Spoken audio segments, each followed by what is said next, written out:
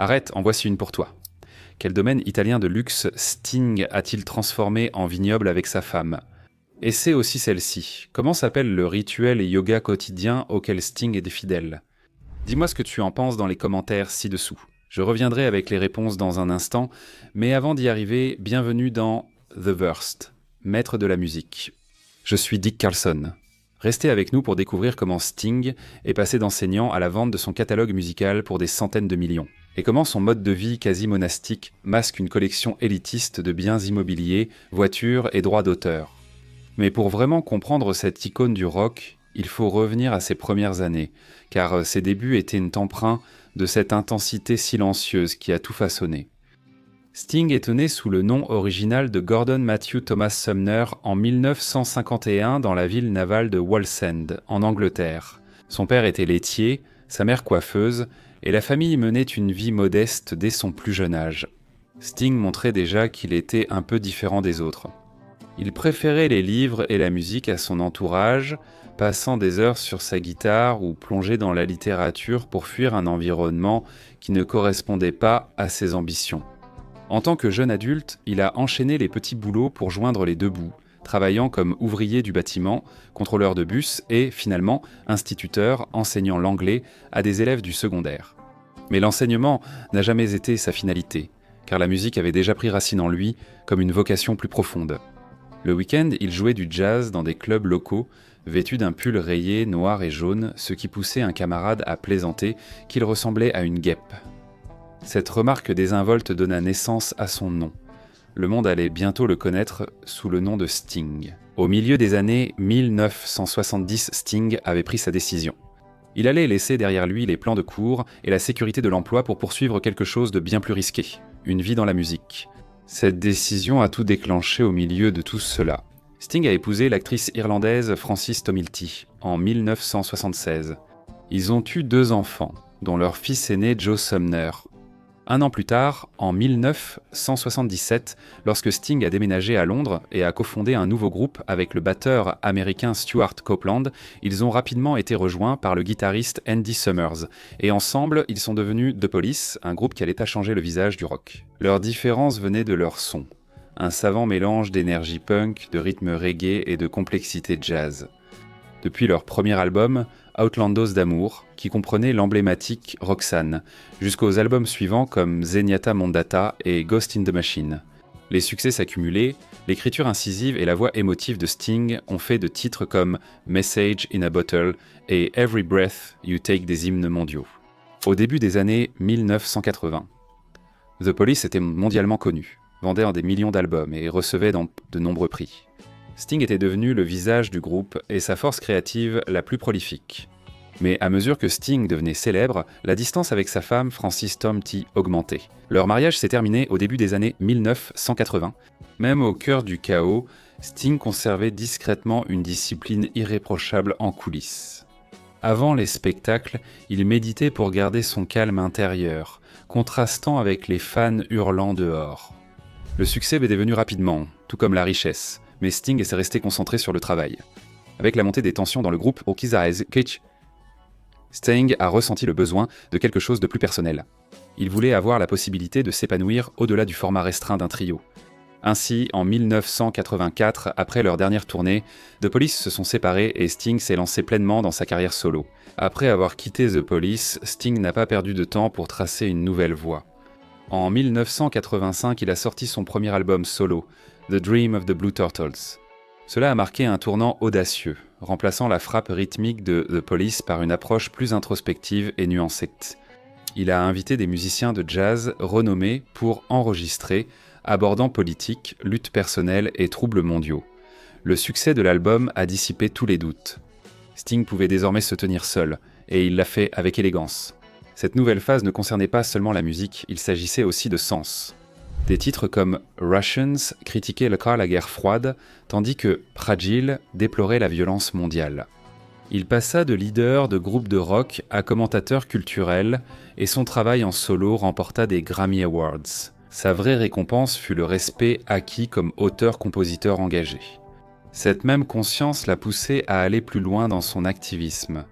À la fin des années 80 et début 90, Sting est devenu une figure majeure de l'humanitaire mondial. Il a rejoint Amnesty International et s'est produit lors de grands concerts caritatifs aux côtés de Peter Gabriel, Bruce Springsteen et U2, utilisant sa voix pour défendre ceux qui n'en ont pas. En même temps, il s'est essayé à la comédie et est apparu dans des films comme Dune et La Fiancée, même si la comédie n'a jamais été sa principale vocation. Cela a enrichi sa vie créative. Malgré la célébrité et l'argent, Sting restait étonnamment modeste. Il pratiquait le yoga quotidiennement, adoptait un mode de vie végétarien et maintenait un rythme de discipline tranquille. Il évitait les projecteurs, recherchant la profondeur musicale, mentale et spirituelle. En 1992, Sting a épousé Trudy Styler, sa partenaire et collaboratrice de longue date.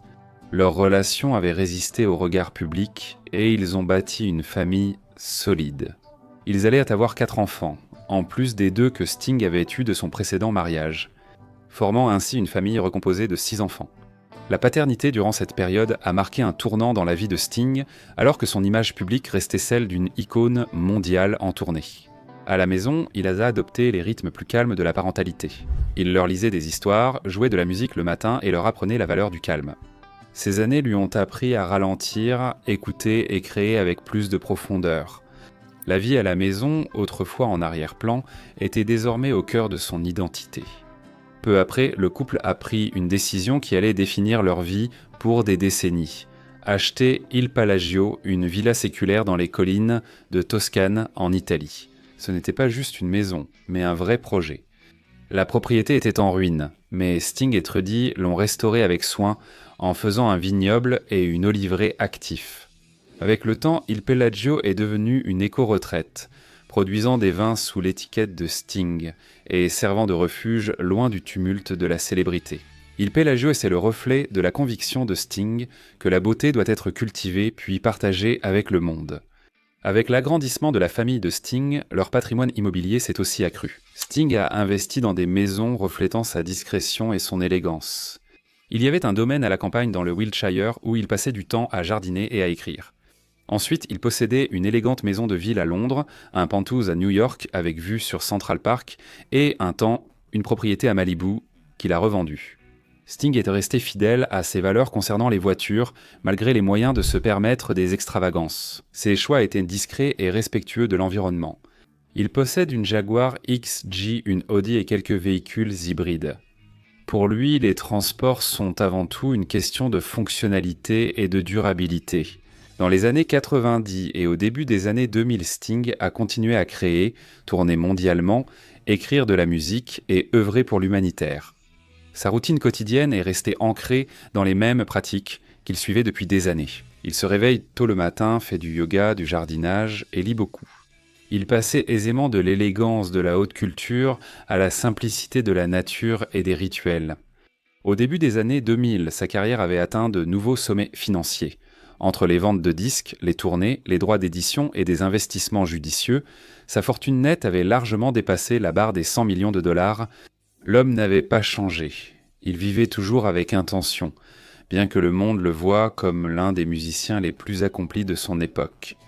Au milieu des années 2000, Sting s'était installé dans un rythme de carrière rare. Un rythme où le succès ne se mesurait pas seulement en albums ou en vente de billets, mais aussi en influence et en intention.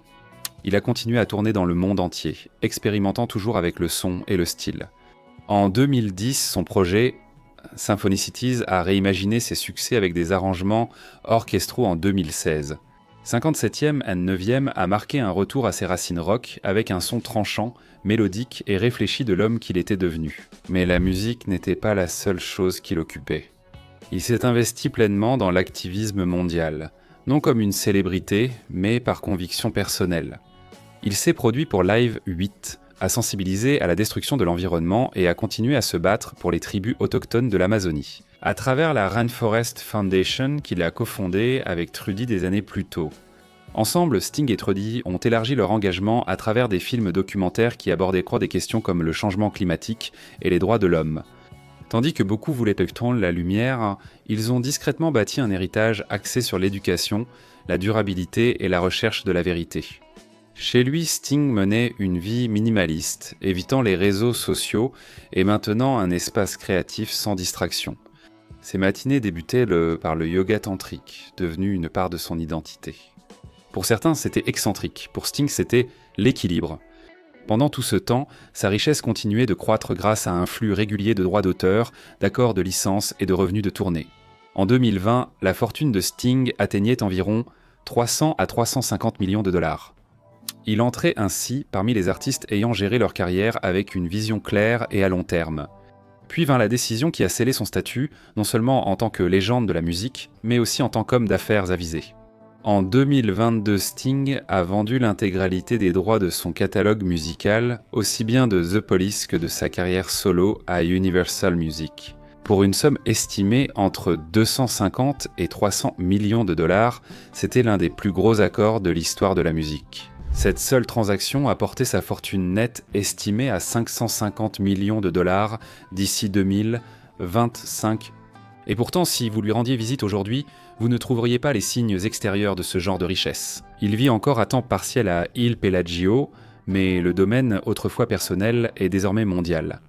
Les amateurs de vin, touristes et artistes s'y rendent ménent pour ses vins et ses collines paisibles.